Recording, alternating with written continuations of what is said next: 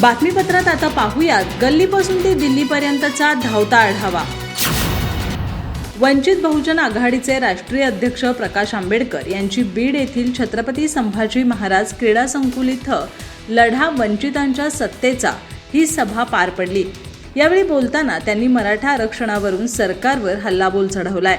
आरक्षणाची मागणी करणारा मराठा, सत्तेतही मराठाच, मग आरक्षणाचा प्रश्न का सुटत नाही असा थेट आणि परखड सवाल करत मराठा आरक्षणाचा फॉर्म्युला वंचित आघाडीकडेच असल्याचा दावाही त्यांनी यावेळी व्यक्त केलाय। त्यांच्या या दाव्याने राजकीय वर्तुळात चर्चेला उधाण आलंय। याबाबत पुढे बोलताना ते म्हणाले, मराठा आरक्षण दिलं तर ते प्रस्थापित नेत्यांचं राजकारण धोक्यात येईल अशी भीती प्रस्थापित मराठा नेत्यांना वाटत आहे असं ते म्हणाले। तसंच त्यांनी काँग्रेस राष्ट्रवादीवरही यावेळी टीकेची तोफ डागली। ते म्हणाले, काँग्रेस आणि राष्ट्रवादी काँग्रेसनं आमच्या नादी लागू नये। राहुल गांधींना राजकीय निर्णय घेता येत नाहीत तर ते नरेंद्र मोदींच्या विरोधात कसे लढणार? राहुल गांधींचं कौतुक करणाऱ्या काँग्रेस नेत्यांनी त्यांना निर्णय घ्यायचं शिकवावं असा सल्लाही त्यांनी दिला। दरम्यान पंतप्रधान नरेंद्र मोदींना चीत करायचं असेल तर आम्हाला सोबत घ्या अशी साद प्रकाश आंबेडकर यांनी इंडिया आघाडीला घातली। ॲडव्होकेट आंबेडकर यांच्या प्रमुख उपस्थितीत येथे लढा वंचितांच्या सत्तेच्या या सभेत ॲडव्होकेट आंबेडकर बोलत होते। हिंदू धर्म खतरे में म्हणत भाजप निवडणुका जिंकतं, परंतु इथं हिंदू खतरे में नाही तर आरक्षणवादी, दलित, आदिवासी खतरे में आहेत। बदललेली राजकीय परिस्थिती ही सामान्य माणसासाठी खतरे में आहे। हा खरा खतरा धोका ओळखला पाहिजे असं प्रकाश आंबेडकर म्हणाले। राष्ट्रवादी काँग्रेसचे नेते नवाब मलिक यांना मनी लॉन्ड्रिंग प्रकरणात सर्वोच्च न्यायालयाकडून मोठा दिलासा मिळालाय। सुप्रीम कोर्टाकडून नवाब मलिक यांच्या जामिनाला 3 महिन्याची मुदतवाढ देण्यात आली आहे। सर्वोच्च न्यायालयाचे न्यायमूर्ती बेला एम त्रिवेदी आणि न्यायमूर्ती दीपांकर दत्ता यांच्या खंडपीठाने हा निर्णय दिलाय। नवाब मलिक यांना मनी लॉन्ड्रिंग प्रकरणी फेब्रुवारी 2022 मध्ये ईडीने अटक केलं होतं। यानंतर नवाब मलिक यांची प्रकृती सतत बिघडत होती, त्यामुळे नवाब मलिकांनी अनेकदा जामिनासाठी अर्ज देखील केला होता, पण न्यायालयाने त्यांचा जामीन अर्ज फेटाळून लावला होता। पण वैद्यकीय उपचारासाठी 11 ऑगस्ट रोजी सर्वोच्च न्यायालयाने नवाब मलिक यांचा जामीन अर्ज मंजूर केला आणि आता सर्वोच्च न्यायालयाने पुन्हा नवाब मलिकांच्या जामिनात 3 महिन्यांची मुदतवाढ केली आहे। दरम्यान नवाब मलिक यांच्या प्रकृतीत सुधारणा नाही, आम्ही ताजे रिपोर्ट सादर करत आहोत, त्यामुळे त्यांना अंतरिम जामीन देण्यात यावा असं त्यांच्या वकिलाने कोर्टात सांगितलं। तसंच किडनी अजूनही योग्य पद्धतीनं काम करत नाही, वैद्यकीय कारण लक्षात घेता त्यांना जामीन द्यावा अशी मागणी त्यांच्या वकिलांनी केली होती, ती आता मान्य झाली आहे। मुंबई पोलीस दलात कंत्राटी तत्वावर भरती करण्यास राज्य सरकारनं मंजुरी दिली आहे, त्यावरून राजकारण तापण्याची चिन्ह आहेत। शरद पवारांच्या राष्ट्रवादी काँग्रेसनं या निर्णयाला तीव्र आक्षेप घेतलाय। खासदार सुप्रिया सुळे यांनी या निर्णयावरून सरकारला धारेवर धरलंय। सरकारनं बृहन्मुंबई पोलीस दलात 3000 कंत्राटी मनुष्यबळ नेमण्याचा आदेश काढलाय। हा आदेश कुणाच्या भल्यासाठी आणि कुणाचा खिसा गरम करण्यासाठी काढला? सरकारला 3000 पोलीस हवे आहेत, तर त्यासाठी भरती प्रक्रिया का राबवण्यात येत नाही असा सवाल त्यांनी उपस्थित केलाय।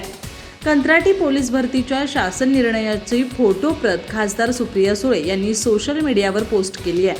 हा फोटो टाकत त्यांनी अनेक प्रश्न उपस्थित केले। मायबाप दयाळू सरकार 3000 कंत्राटी सुरक्षा रक्षक नेमणार आहे। गृहमंत्र्यांचा आपल्याच पोलिसांवर विश्वास नाही का असा प्रश्न सुळे यांनी केलाय। मुंबईसारखे अतिसंवेदनशील शहर कंत्राटी सुरक्षा रक्षकांच्या हाती देण्यात कोणतं शहाणपण आहे? पोलीस भरतीसाठी जीवाचं रान करणारे तरुण तरुणी या सरकारला दिसत नाहीत का? त्यांचा हक्क का हिरावून घेतला जातोय? गृहमंत्री देवेंद्र फडणवीस यांनी जनतेला याचं उत्तर दिलं पाहिजे असा सुप्रिया सुळे यांनी म्हटलंय। ठाकरे गट आणि शिंदे गटाच्या सत्ता संघर्षात सर्वात कळीचा मुद्दा ठरलेल्या नवाब रेबिया या प्रकरणाची आज 7 न्यायमूर्तींच्या घटनापीठासमोर सुनावणी होणार होती। मात्र ही सुनावणी लांबणीवर पडल्यानं ठाकरे गटाच्या पदरी निराशाच पडली आहे। या सुनावणीसाठी कोर्टाकडून आता नवीन तारीख लवकरच जाहीर करण्यात येणार असून त्या दिवशीच सुनावणी पार पडणार असल्याची माहिती समोर आली आहे। महाराष्ट्राच्या सत्ता संघर्षात सर्वात कळीचा मुद्दा ठरलेल्या नवाब रेबिया या केसचा पुनर्विचार सर्वोच्च न्यायालयाकडून केला जाणार आहे। गुरुवारी या खटल्यासंदर्भात 7 न्यायमूर्तींच्या घटनापीठासमोर सुनावणी होणार होती। या प्रकरणाची सुनावणी कधी आणि कशी होणार आहे त्याची रूपरेषा आज स्पष्ट होणार होती. मात्र आज होणारी सुनावणी पुढे ढकलली गेली असून ती आता 9 तारखेला होणार आहे. तारीख लवकरच जाहीर करण्यात येईल. दरम्यान केवळ एका अविश्वास प्रस्तावाच्या नोटिशीने विधानसभा अध्यक्षांचे अपात्रतेबाबतचे अधिकार बाह्य होतात की नाहीत याचा फैसला नव्याने होणार आहे. शिवसेना आणि पाठोपाठ राष्ट्रवादी काँग्रेसच्या बाबतीत जे घडलं त्या पार्श्वभूमीवर देशाच्या भविष्याच्या राजकारणाच्या दृष्टीने हा निर्णय महत्त्वाचा असणार आहे.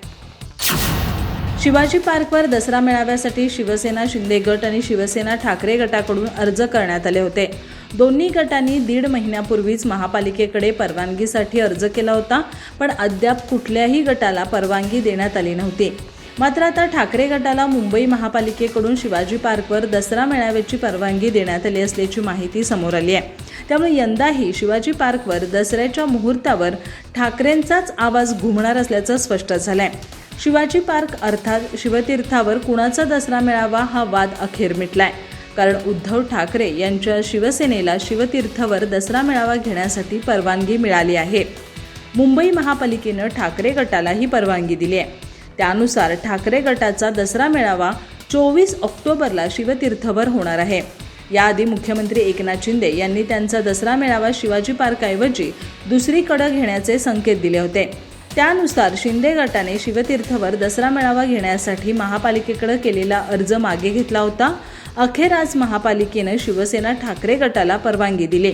दरम्यान ठाकरे गटाचे नेते सचिन अहिर यांनी आपली प्रतिक्रिया देताना म्हणाले की हा नैतिकतेचा विजय आहे. महापालिकेनं यापूर्वीच विचार करून याआधीच परवानगी द्यायला हवी होती, पण उशिरा का असेना मनपाने शहाणपण दाखवलं. परवानगीमध्ये जो तांत्रिक भाग होता त्यानुसार अर्जदाराचा पत्ता सेना भवनाचा होता. सेना भवनातूनच आपण पत्रव्यवहार करतो तो आम्ही यापूर्वीच केला होता. गेल्या वर्षीही कोर्टाने आम्हाला परवानगी दिली होती.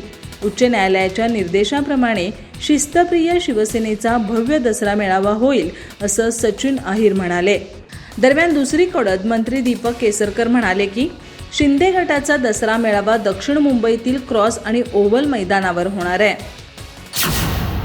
IRSचे अतिरिक्त आयुक्त समीर वानखेडे यांना बांगलादेशमधून जीवे मारण्याची धमकी मिळाली आहे. त्यांनी या प्रकरणी पोलिसात तक्रार दाखल केली आहे. ड्युटी बजावत असताना आपल्याला सोशल मीडिया साईटवर धमक्या आल्याचं त्यांनी नमूद केलं आहे.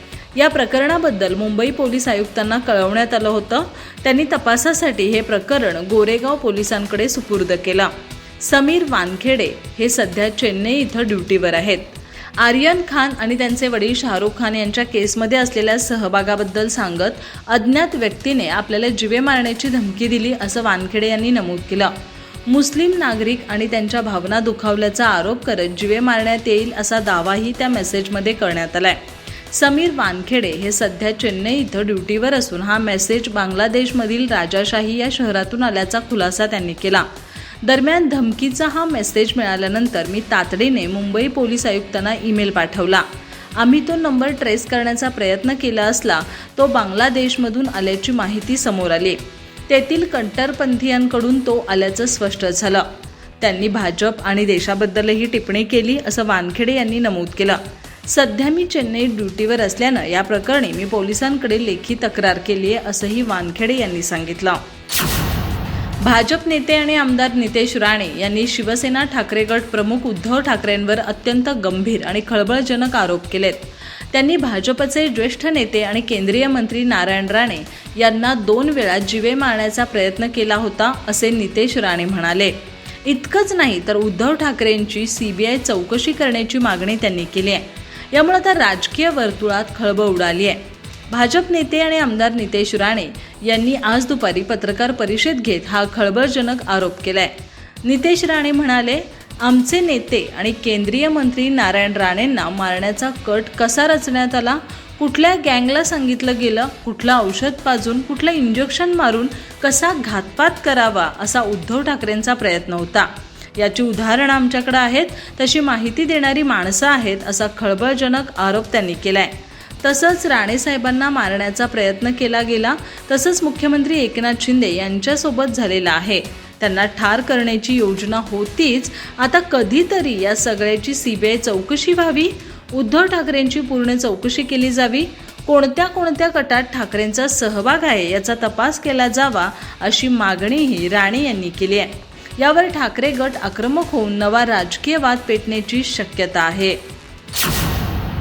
अधिक माहिती आणि ताज्या घडामोडींसाठी आजच आमचे चॅनल सबस्क्राइब करा।